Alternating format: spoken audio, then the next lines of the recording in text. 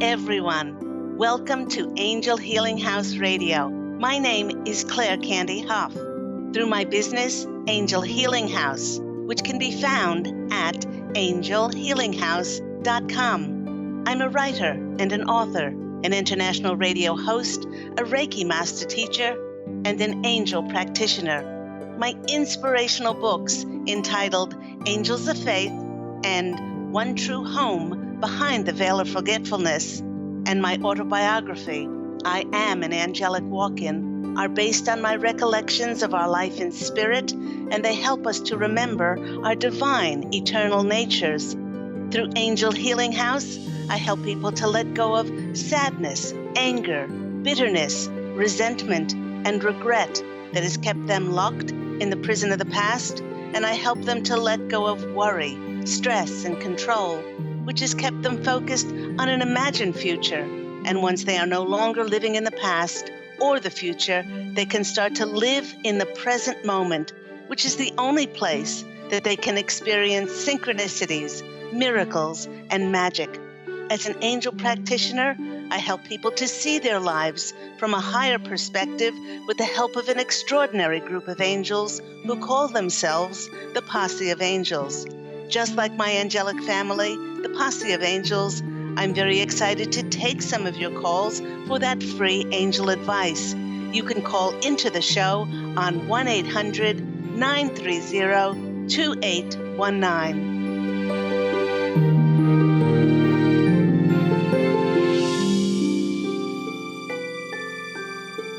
But before we get to those callers, welcome everyone to Angel Healing House Radio.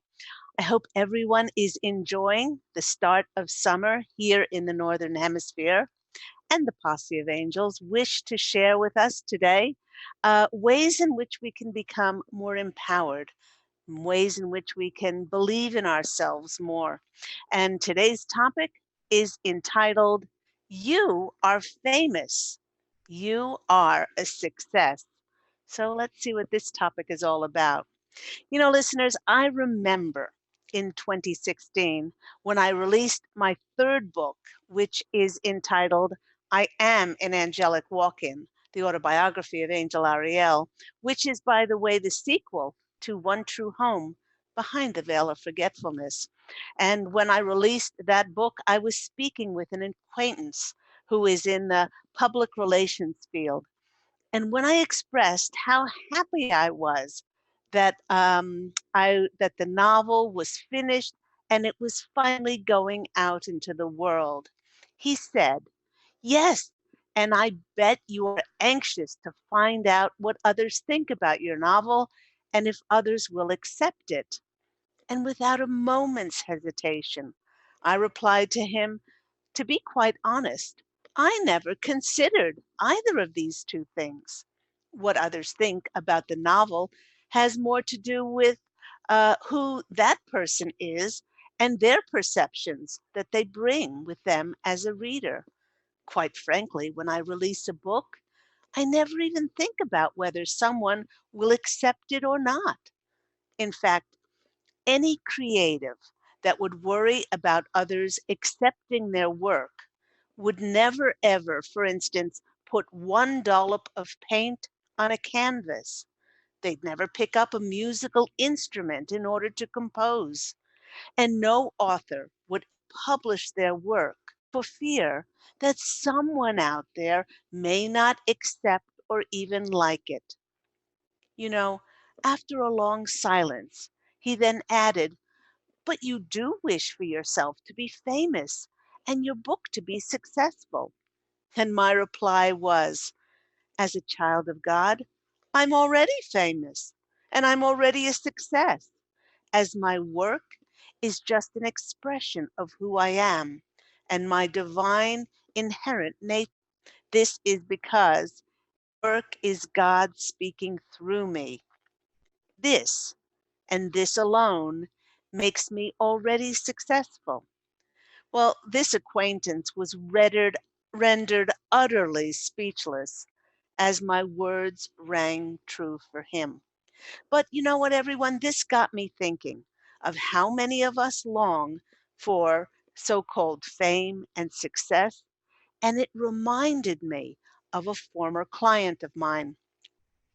At almost 91 years of age, let's call this client Maggie.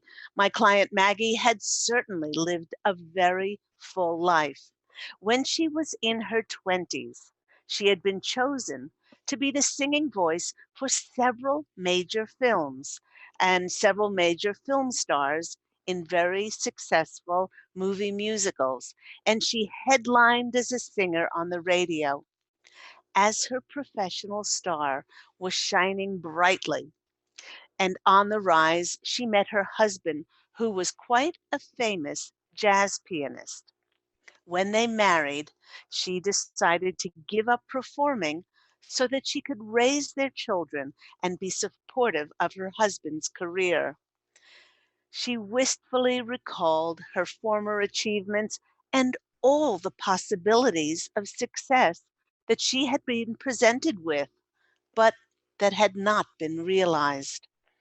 As she spoke, she frequently sighed as there was a heavy resignation sitting upon her heart. With 4 small children, Maggie was pretty much housebound.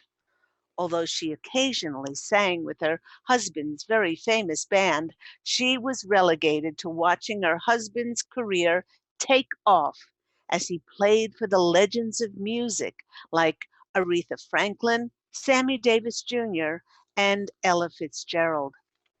She went on to tell me that even though she was not performing, that she desperately wanted to express her love of music. So she decided that she would teach voice lessons from her home. When I asked her how she felt about having decided to teach over performing, she replied that it provided her with an outlet to express her love of singing. But she said, I guess the old saying is true. Those that can do, and those that can't teach. Teaching was fine, she said, but it was nothing like performing, for I really felt alive when I performed. Sighing deeply again, she said, You know, Candy, I could have been famous. I could have been a success. And this longing of not having achieved fame was such a constant burden. It was a weight that she continually carried upon her heart. Now, during the remainder of our session together, the Posse of Angels showed Maggie her life's choices from a higher perspective. Her path to performing, it was actually blocked because of what she wrote into the contract of her life before she incarnated, and it was of such immense importance, yet not only to herself. Her passion, her enthusiasm, and creative expression, well, it demonstrated such an immense joy, and it had a transformative effect on her countless students. The Posse of Angels showed her that each student that was under her tutelage was like a bright light bulb which she helped to turn on. They were so affected by her teaching and how it individually changed them that they went on in life to emulate these same qualities in their lives. Now, during her 50 plus years of teaching, many of her students went on to be international opera singers, musical directors, and Broadway performers. And each one carried Maggie's enormous light in their hearts as they illuminated the path of joy and passion for others to follow. With the insights from our sessions, which helped to shift and lift those resigned negative energies off her stagnant heart, she told me afterwards, Candy, I don't know how to fully express my gratitude for our session today. You and the Posse of Angels have given me the freedom and the empowerment that I needed. At 91 years of age, I now feel like I have a new lease on life. I feel so much lighter, like a huge burden has been lifted off of my shoulders. I feel like I can fly again. So thank you for that lovely testimonial, Maggie. You know, everyone, after Maggie's session, I found her words. You know, I could have been famous. I could have been a success. I found her words ringing over and over in my head. And it really got me to thinking, what does it really mean to be famous? And how do each of us measure our success?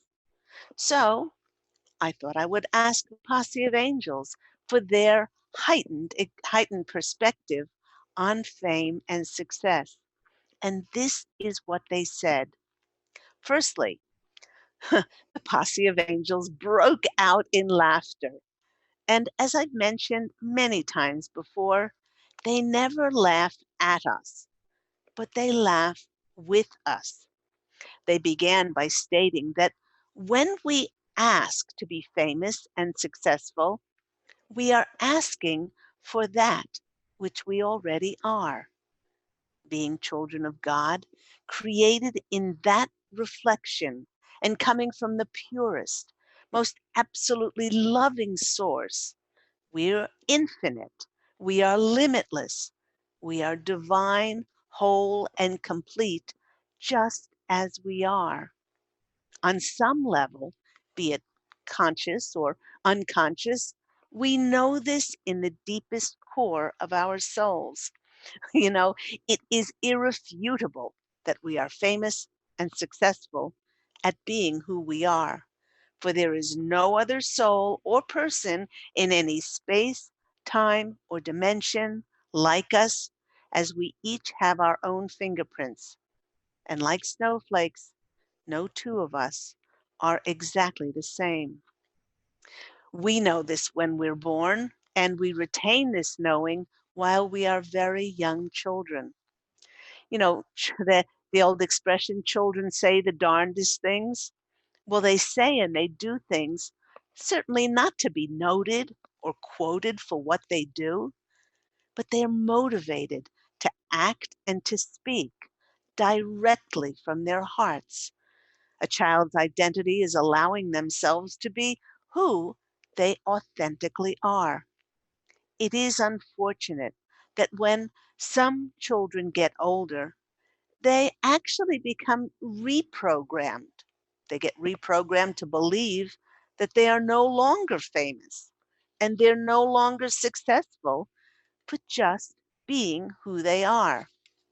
This message of not being enough, not quite being enough, finds them turning their attention outward to attain or achieve something in order to determine and to find their identity. Now, this is bizarre as the highest source possible, universal, God, creator source, all that is, created us from pure divine source and made us enough in the first place. Quite frankly, we do not have to produce or create anything in order to be divine, in order to be who we are. Once we turn our attention outside of ourselves, we turn the mirror back outside to receive recognition, external forces start to impose and dictate their ideas of what success and fame means. We look to the outside world to determine whether we are worthy and deserving of really not just being who we are, but ultimately for existing in the first place. Now, the Posse of Angels, they want to remind us that as humans, we are pure intention, There's absolutely nothing wrong and everything right with having wishes and dreams, goals and intentions that we would love to achieve. But what is most important is that we truly do not lose the forest for the trees by losing our sense of who we are with or without said achievement of so called fame and success. You know, for no matter what fame and recognition we receive and achieve, we realize the luster and the thrill from some achievement, well, that will eventually die down and it will be replaced with some other goal and some other intention to succeed at. It's sort of like when you renovate a house and you start with, let's say, the kitchen, and you pull out the cabinets and you rip up the old linoleum, and you start to refurbish this beautiful kitchen. And then once it's done, then your eyes, by comparison, your eyes then turn to the rest of the dingy house, and you don't take the time to look at that kitchen and appreciate for what it is, but you immediately go to something else to then refurbish. And then it goes on. And that's the way human nature works. The Posse of Angels is assuring us that this is so. We will go from intention to intention because this is how human nature works. And if we need that constant outside validation or so called hit of being famous or successful to get our sense of identity, then the high from that attainment will certainly wear off, and we will quickly turn to the next big thing to get our sense of identity. And everyone, once fame and success fades away, so does our belief in who we divinely are. To be human and to not lose one's sense of self in the process of attaining our goals and dreams, that's no small feat. And great goals and wishes and dreams in life, they do demand great sacrifices in order to be obtained.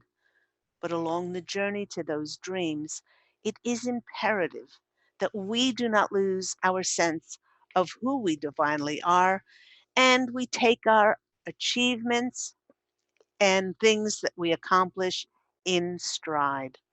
Now, a perfect example of not being carried away with one's fame and success came from an article I read about where actors and actresses keep their Oscars that they've won. I read that the actress Emma Thompson, who keeps her two Academy Awards, she keeps them on a shelf in her bathroom. And she said she does this to help her keep her perception in check about being famous. Unlike many others who achieve fame, Emma is one of those actors who had a solid sense of herself before she became famous. By understanding who she was before her fame arrived, she was then able to not let her fame define her.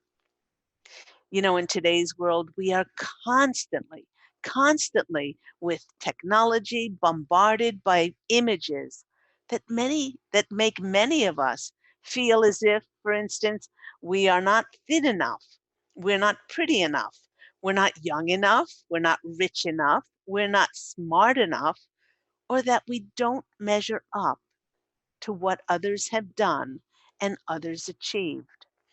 It's no wonder that when many think about pursuing some creative dream and they view these images, they can start to feel like they can't compete at all. And why bother? Why bother in the first place?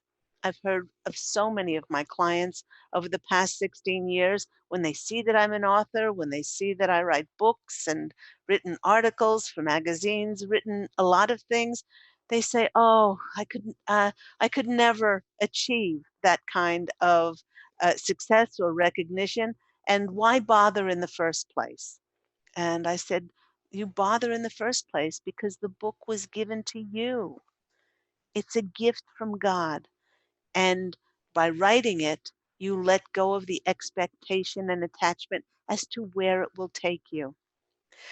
And with so much again on social media, along with our society's feedback, which is constantly dictating what determines whether we are famous or successful, it is even more important to find that peace and that solace within, knowing that you are doing the best that you possibly can and that you are enough because you were made by the hand of God just that way.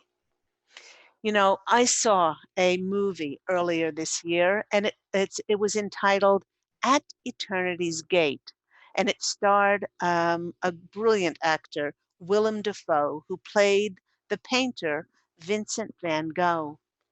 In the 1800s, in which Van Gogh lived, he created such an unusual, different way of painting that nobody quite understood or appreciated his work, and he remained absolutely penniless and dependent on his brother his whole life. None of his paintings sold. He spoke openly about hearing voices, which was very strange in those days, what we call in today's lexicon, today's world, we call that channeling. And that he also said he felt compelled to paint what he saw energetically from his perception. Because he was so odd, because he was so not normal by society's standards, he was committed to mental homes on different occasions. Now, for me, one of the most extraordinary, poignant scenes in the whole movie was when he was sitting in one of these mental homes, which was church run, and he was sitting with a priest. Um, and the priest was looking at one of these strange paintings and suggested that Van Gogh just stop painting, as none of his paintings sold and he simply was not successful. To which Van Gogh said that he heard voices that compelled him to paint, and that even though no one bought his work, he then added that he was painting for those people who had not been born yet, who had who would see his work eventually with different eyes. Now, just a note here. In 2015, one of Van Gogh's paintings sold at Sotheby's auction house for $66.3 million. Each one of us was formed by God as a unique expression of fame and success. And then we were sent into human incarnation, or we chose to come in with a full toolkit to build, to imagine, to create an absolutely glorious life. The more we bring forth our gifts, our abilities, and our talents, and creatively and passionately share them with the world, we will connect with the fame that is already part of our divine inherent nature. And everyone, by doing so, our success is felt by doing what we do well without any thought of being famous. For instance, I have always considered myself to be a successful author. And it's not because I aimed at success. I'm successful as a writer for doing what I love and what I believe in. Through the laws of attraction, this feeling of abundance, enthusiasm, excitement, and joy is so powerfully, and then it naturally resonates with the high frequency of the universe. And it works like a magnetized beacon to draw others to myself. that wish to promote, support, and align themselves with my creative endeavors. It is just one of those natural laws of the universe. And when we stop dictating and expecting and have attachment to how these things should, have to, or are supposed to happen, then we manifest more magical, synchronistic, and miraculous possibilities for us to continue to do what we love doing. We do live in an extremely generous universe that desires exactly what we desire. Success is actually the fruit that comes to us. It manifests as the result of our focused energies on our intentions, our wishes, our dreams, and our heartfelt longings. And each of us has been born with an ability or a talent that we absolutely love to do. Many people think that success is the key to happiness. Mm-mm. When it flip it, it's just the other way around, as happiness is our joy. Happiness, our joy, is the key to success. Simply put, if you love what you are doing, you are and will be successful. And the Posse of Angels is reminding all of us that a life lived with passion, creativity, joy, love, and integrity, even though it lacks the publicized perception of fame and success, it's like a radiant, bright, illuminating light that lightens a path for others to follow, but it also shines a heavenly light for the angels to dance by. You have been listening to me, Claire Candy Hough, on Angel Healing House Radio. Do remember Angel Healing House Radio airs every week on Tuesdays at 9 a.m. Pacific Standard Time here on Transformation Talk Radio. We are going to take a quick break. When we come back, we will be taking your calls for those free angel readings with myself and my wonderful angelic family, the Posse of Angels. So stick around and we will see you right after this quick break.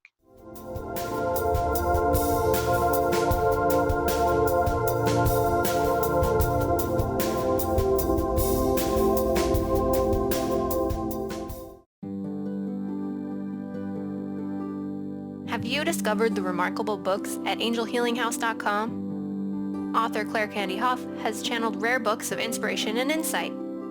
Angels of Faith is an inspiring story of healing, comfort, and hope that reminds us that death is not to be feared, but embraced with joy. One True Home, Behind the Veil of Forgetfulness, takes readers on a roller coaster ride through Angel Ariel's 5 most important lives on Earth, as well as her experiences in the afterlife, and helps us remember our own journey across the veil. And Claire Candy's autobiography, I Am an Angelic Walk-In, which details the 2003 soul exchange that took place when Claire Candy walked out of her body and Angel Ariel walked in, creating heaven on earth for herself and others. To find out more about these wonderful books, visit angelhealinghouse.com today.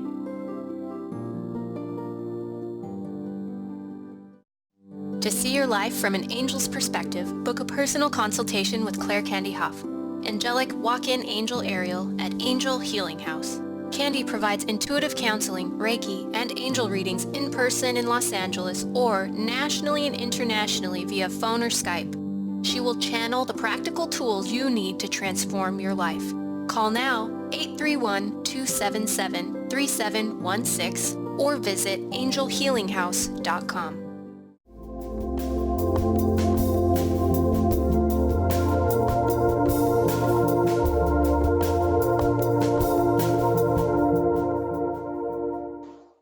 Hello, everyone. You're back with me, Claire Candy Hough, on Angel Healing House Radio.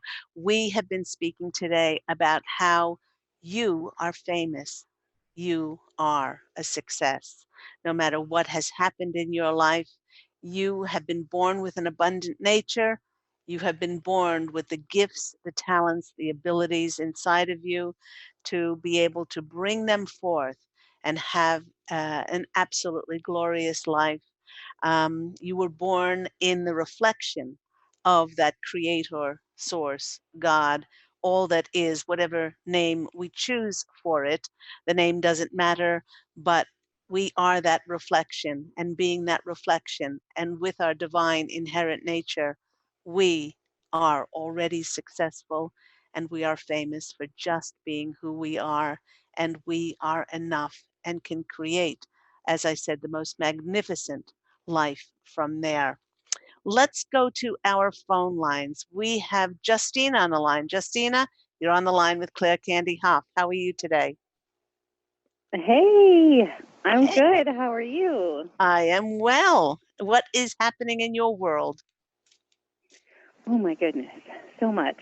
So, I've been a Reiki practitioner for a while, and there's a gentleman I've been working with pretty frequently. And the more I work with him, the more I have these amazing messages from heaven, I'll call them, or the spiritual world, or these super amazing angelic people, and I'm really excited, and I feel so blessed to be able to be a conduit for that, and I feel like I'm kind of being picked up to go do a little more of that, Hmm. um, but I don't really know how to do a little more of that.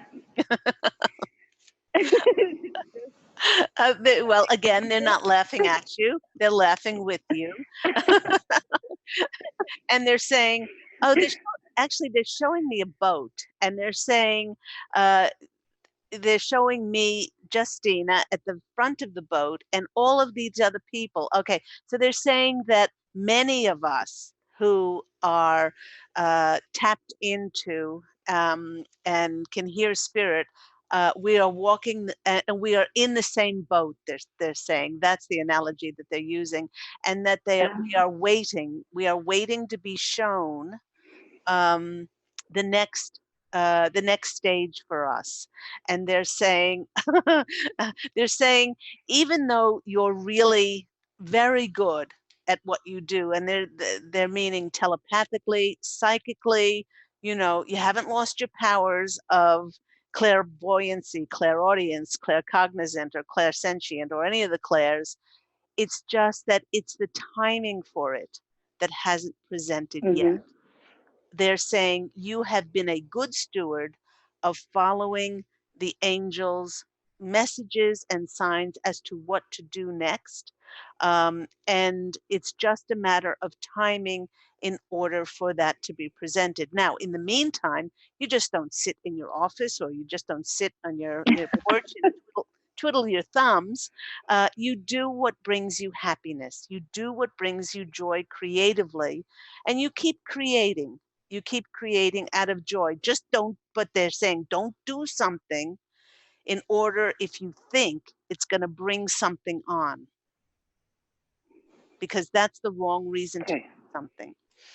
A child wouldn't sure. do something in order for something else to happen. They do something because they're so giddy and excited to, mush their fingers in finger paint and just go, instead of on the Yes. canvas, instead of standing back and saying, oh, should I draw like Van Gogh or Picasso or Toulouse-Lautrec? No, they're saying create for creation's sake, and then give it over to the divine, give it over to God and the angels, because they are already orchestrating your next move. Oh wow. Okay. Awesome. So I'm not like crazy. I'm No, just excited. no, yeah, it's good to you are in the exact same boat. We are in a little row. If you can picture Justina and Candy in the same little rowboat, and then we're sitting there, and we don't have any oars, and there's no wind for our little sail, Oh God, and we're that's just looking cool. around, and we're so excited. We're excited for the angels to whip up that wind, and for us to be given an oar or something, or thrown a line. But in the meantime, they say perhaps to fish while we're waiting on this, sort of glass-like lake, and Got it. we're waiting for that movement to come along. Let's pull some cards. So I guess in I'll get essence, me some iced tea to sip on. Got it. yeah. So I guess in essence, what they're saying is you're exactly where you're meant to be. And no, you Oh, haven't missed any of the signs good. because you know, you're so overly observant about, following a song on the radio or a license plate or what did that person say or, listening to a bird or interpreting numbers or when you see an animal, what does that animal totem mean? You're so good at that. Sometimes they're Oh, showing me a carrot and they're showing me that they're hiding it behind your neck, at the base of your neck, so that we can't possibly see it. And they're saying, beloved Justina, we want you to be surprised. oh, What's the point of being here if you can't be surprised in human form? And now they're giggling wow. because they've planned such a wonderful surprise for you. The first card that's coming up. I can't imagine anything better, but go ahead. I know. The first card that's coming up for you. See, they know you better than you know yourself. And that's why this thing or these things are going to absolutely knock you off your feet. You're just going to be gobsmacked. Um, this is the Page of Cups. This is the offer that's coming in for you, the sign of your next. Now, when I was bringing up about the water, there's this Mm-hmm. Page of Cups in this tarot deck. This water is splashing up and it's creating that movement. And as so many of us tarot readers know, that fish popping up out of that cup is like that thing that's going to be presented to you, and you're just going to be, as in their words, gobsmacked. The next part, the next card is the Nine of Pentacles. Sorry, is the Queen of Pentacles. And the Queen of Pentacles is that woman who is living an absolutely wealthy, abundant, luxurious life. And she's settled into it. Um, and she is in the world, she's not of it, but she grounds herself and she grounds this abundance and this knowing how wealthy and abundant she is into human form. And they're saying that that is coming. If you haven't been, if you have experienced that now, it's just going to be like the Bunsen burner is going to be turned under it and make it even better when that comes in. And the next card that's coming in for you is I just kept thinking, like, I want to be her that you were describing, and I just got goosebumps everywhere. Like, wow. wow. So, I'll so be quiet. Sorry. no, I was going to say, see yourself as that already. I am. I want Oh, you to say, I am the Queen of Pentacles.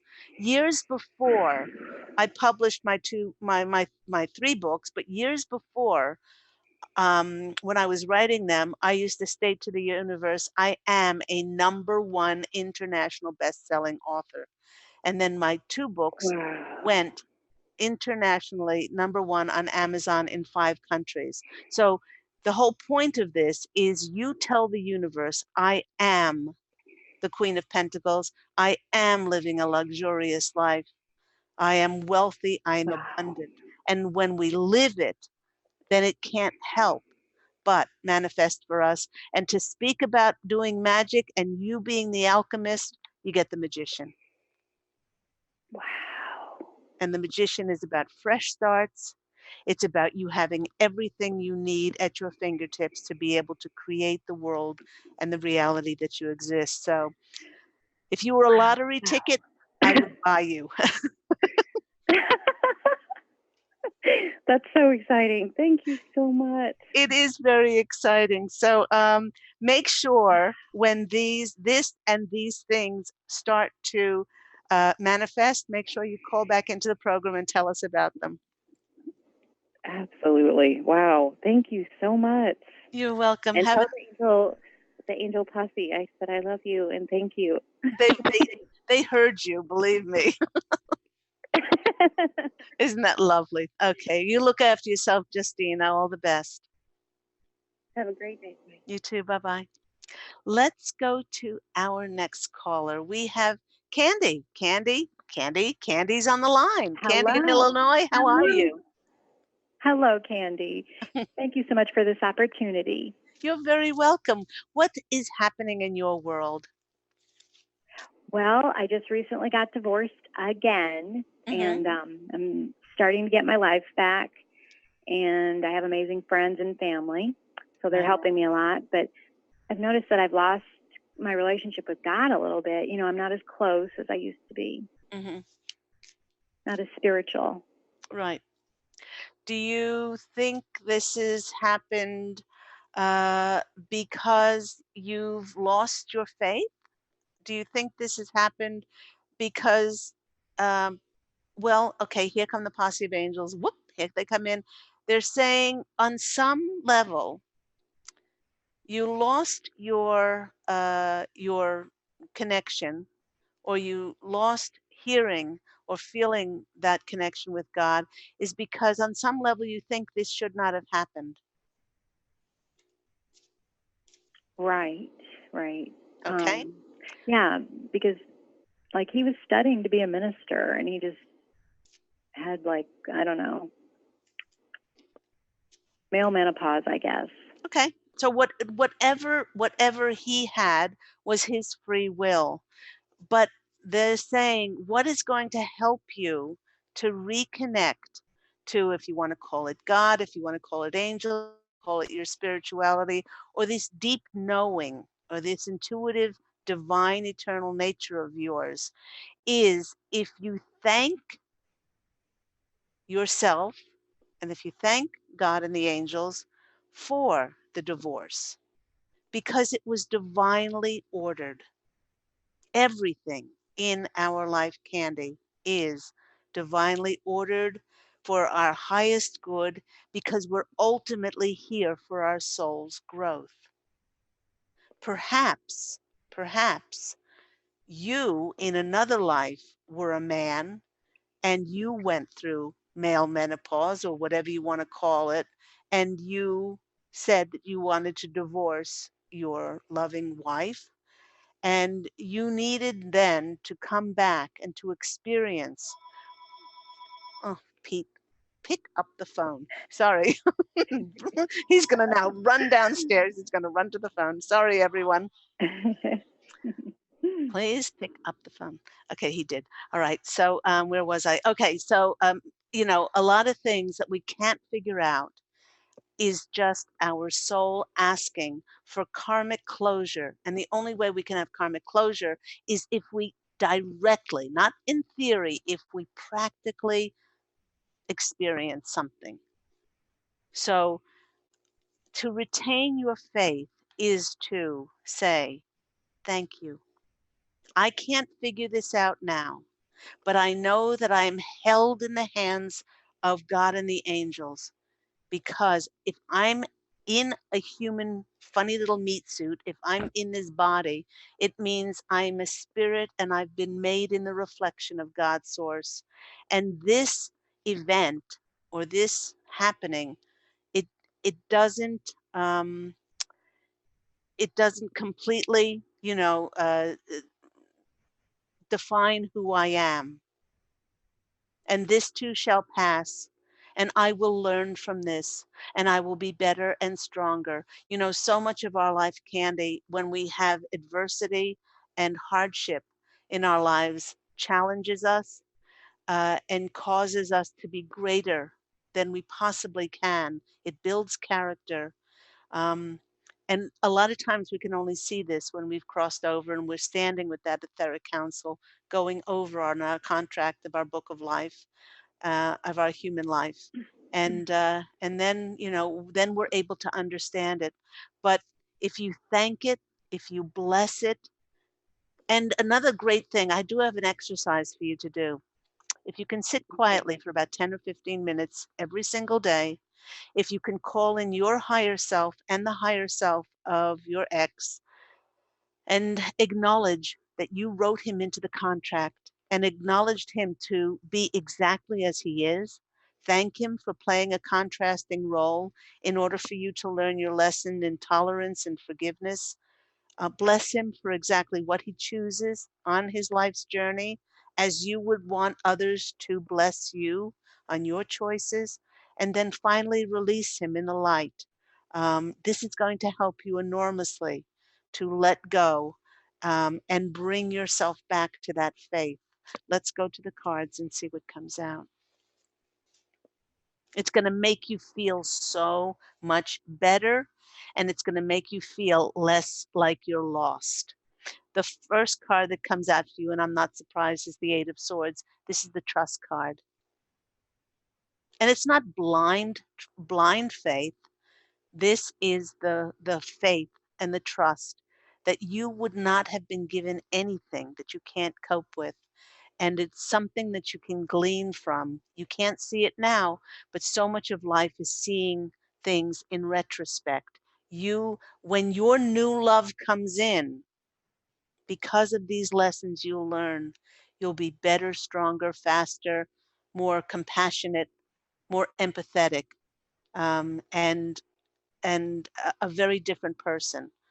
But it's just, this card is telling you deeply, deeply trust the universe. The next card that's coming out for you is a Five of Wands.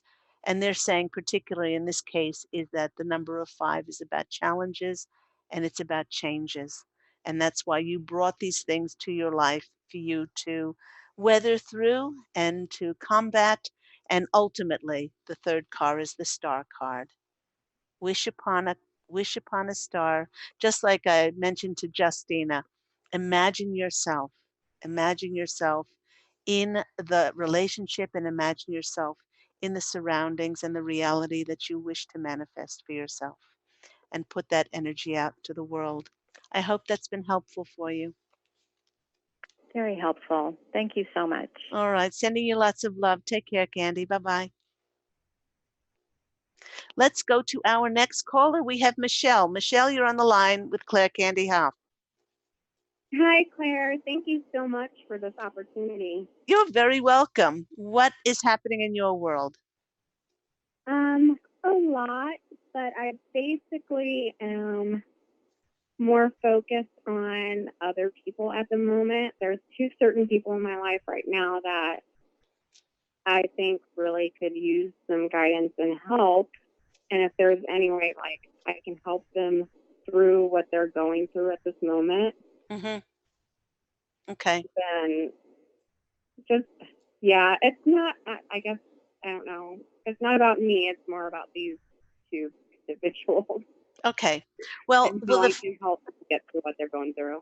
okay, the first thing that you have to know is that these are soulmates of yours.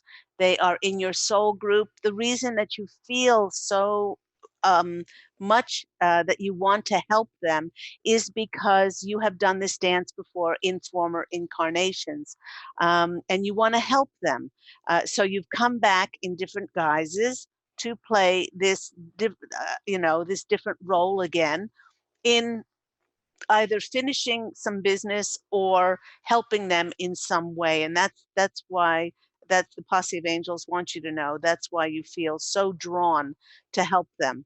The other thing that which is very beneficial for you to know, is they created this, whatever they're going through, these two people, they created this to strengthen their character, to work on their karma, because Okay. we are here for our soul's growth, and that's what's most important. And some of our greatest growth happens during challenges and struggles, in order for us to steel ourselves, find that courage and bravery, and then to triumph over it. The best thing that you can do is to be supportive, is to be loving. Don't try to figure them out, and don't try to fix it, because they're not broken. Okay. Okay, the greatest thing that you can do is just to be there supportively and to love them. That, because love is the greatest, if you want to call it, weapon that we have. in our arsenal, and to just be there for them, and to know that you support what they're going through. And it's going to mean even more when you understand that you've come back from a soul's perspective to help them once again. Um, and and it means so much to that soul when you're there for them and you just say, "Well, I've got your back. I can't. I'm not Yeah. here to figure it out. I'm not here to fix it because it's not broken, but just to support you is absolutely enormous." So they are the Posse of Angels are saying, "Beloved Michelle, they are lucky to have you." Oh, Oh, makes me want to cry. Oh, they are so well, these people are very, sweet. very special to me. So they're separate people. Like they know each other, but they don't, they don't communicate. So they're very, very special to me in their own certain ways, and that just makes me feel good. Oh my gosh. The first card that's coming out for you is the World card. This is a card of it's a card of new beginnings. It's the card of starting something, but it's also a card of completion. It's a card where Mhm. you are asked to step up and to be there for them once again in order for them to have new fresh starts and to start anew. So that's a beautiful card to start with, that World card. The next card is coming out for you is the Eight of Pentacles. Now I always call this card the being remarkable card. uh, Being remarkable at who you are, at showing others, showing up as authentically, transparently, and openly and honestly as you possibly can. And that's what you're doing. You're just showing up for Yeah. these people. The next card for you is the Six of Wands, and this is the Victory card. This is the card of recognition. It's the card of promotion. It's the card of being recognized, and triumph and victory. So beautiful cards there, and I'm not surprised because of the beautiful friendship that you have. So I hope that's been helpful for you. It has. I just wanted to make sure that I wasn't like overstepping any boundaries, or I was, giving the advice, in a positive and calming manner. I wasn't overly. I don't know. I just want to make sure I do things right whenever they come to me and talk to me about Absolutely. it. And the way there is no right, there's no wrong, there's no good or bad. There's only those feelings that we have in our heart. And when we have that feeling to be kind, to be compassionate, to be, uh, honoring, respectful, to be empathetic, gentle, soft, all of that, and loving. When we have those feelings, is to step forward because that's God speaking through us. Yeah. All right. Okay. Have an Thank abs. you so much. You're very This welcome. is Have my an first ab. time doing this, so Oh thank my you. gosh. I hope. Oh, I hope it's been okay. Yeah, it has. It really has. So thank you so much. You're very welcome. Have a beautiful day. God bless you, Michelle. Take care. You too, Claire. You too. Okay. Bye bye. In the few minutes that we have left, um, I have had many people ask me if I would read more of my father's poetry. My father's name is Leonard Milgram. He is more alive to me now. And now that he's in spirit, he crossed over 3 years ago. And every time I read one of his poems on my program, I get countless communication from people who are saying, his poetry touches me like I I cannot I cannot express how his poetry makes me feel. So, with our topic today about being famous and also being a success, I wanted to read his poem that um, is entitled "The Wisdom God Placed in Our Soul." Whenever you stumble or falter or fumble or fail to advance to your goal, take a moment in prayer to see past the despair, to the wisdom God placed in your soul. When you're cut or confused and your ego is bruised and you feel that you're out of control. Yet this feeling's not true. There's a you within you. It's the wisdom God placed in your soul. There are times you're so low, there seems no place to go. Still, there's one place you always can stroll. When there's nowhere to hide, you can just go inside to the wisdom God placed in your soul. In the silence, you'll find peace beyond peace of mind, the courage to make yourself whole. It's a counsel unique that you don't have to seek. It's the wisdom God placed in your soul. Only few come to know that gratuitous glow from the knowledge of life's earthly role. Yet we all get to try to decipher the why in the wisdom God placed in the soul.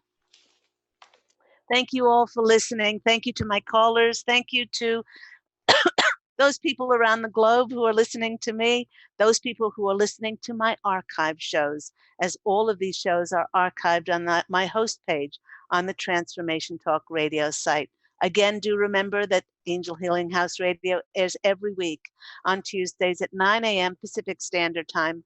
And remember, this coming week is to go out and fashion an absolutely unbelievably beautiful life for yourself. I'm wishing you love and angel blessings, and I look forward to speaking with you again next week. Take care, everyone. Bye.